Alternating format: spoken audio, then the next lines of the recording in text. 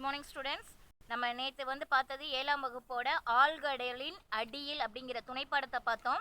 இதில் அந்த நீர்மூழ்கி கப்பலை தான் எல்லாரும் என்ன நினச்சிட்டு இருந்தாங்க, விலங்கு அது எல்லாத்தையும் கொண்டுட்டு இருக்கு அப்படின்னு நினச்சிட்டு இருந்தாங்க. ஆனால் கடைசியாக நம்ம அந்த 3 பேர் போனாங்க இல்லையா, அந்த 3 பேரும் என்ன செஞ்சிட்டாங்க, அது விலங்கு அல்ல, அது ஒரு விதமான நீர்மூழ்கி கப்பலுங்கிறத உணர்ந்தாங்க. அதில் அவங்க தெரிஞ்சுக்கிட்டதுனால அதுக்குள்ளே இருந்தவங்க என்ன செஞ்சிட்டாங்க, அந்த 3 பேரையும் சிறையில் அந்த நீர்மூழ்கி கப்பலுக்குள்ளேயே என்ன செஞ்சிட்டாங்க, சிறை பிடித்து வைத்து விட்டார்கள். அந்த நேரம் பார்த்து என்ன ஆயிடுச்சு, ஒரு மணல் மேட்டில் அந்த நீர்மூழ்கி கப்பலானது மாட்டிக்கிச்சு. அப்போ நீரின் மட்டும் குறைஞ்சு போனதுனால அதால் என்ன செய்ய முடியல, மறுபடியும் மிதந்து மேலே வர முடியல. அதனால என்ன செஞ்சிச்சு அப்படின்னு சொன்னால், மறுபடியும் நீர்மட்டம் எப்போ உயருதோ அப்போ தான் வருங்கிறது வரைக்கும் நேற்றைய வகுப்பில் பார்த்தோம். இன்னைக்கு நம்ம நாட்டிலஸின் மேல்தளத்தில் நின்று பார்த்த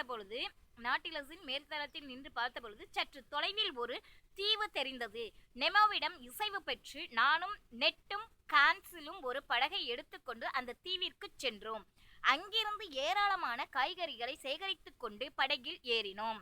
அந்த நெமோவிடம் யாரு, அந்த நீர்மூழ்கி கப்பலின் தலைவன் தான் யாரு, நெமோ. அவர்கிட்ட யாரு இசைவு பெற்றாங்கன்னா, அந்த நம்மளுடைய முன்னாடி கதாபாத்திரம் யாரு, பியாரியும் கான்சிலும் கேட்குறாங்க, பர்மிஷன் வாங்கிக்கிட்டு ஒரு தீவுக்கு போகிறாங்க. அங்கிருந்து ஏராளமான காய்கறிகளை சேகரித்து கொண்டு படகில் ஏறினோம். திடீரென்று அந்த தீவைச் சேர்ந்த மனிதர்களை கொன்று தின்னும் வழக்கமுடையவர்கள் எங்களை துரத்தி கொண்டு வந்தார்கள். நாங்கள் மிகுந்த அச்சத்தோடு விரைவாக படகை செலுத்து கொண்டு கப்பலுக்கு வந்து சேர்ந்தோம்.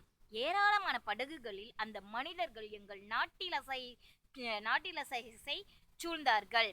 நாங்கள் மேல்மூடியை இறுக மூடிக்கொண்டு உள்ளே இருந்தோம். இந்த முற்றுகை 6 நாள்கள் தொடர்ந்தது. 7ஆம் நாள் முழுநிலவு நாளன்று கடல் மட்டம் உயர்ந்தது. இப்பொழுது நாம் மூடியை திறந்து காற்றை புதுப்பித்துக் கொண்டு நமது பயணத்தை தொடங்கலாம் என்றார் நெமோ. மேல்மூடியை திறந்தால் அந்த மனிதர்கள் உள்ளே வந்து விடுவார்களே என்று நாங்கள் அஞ்சினோம். நெமோ சிரித்தபடியே மேல்மூடியை திறந்தார்.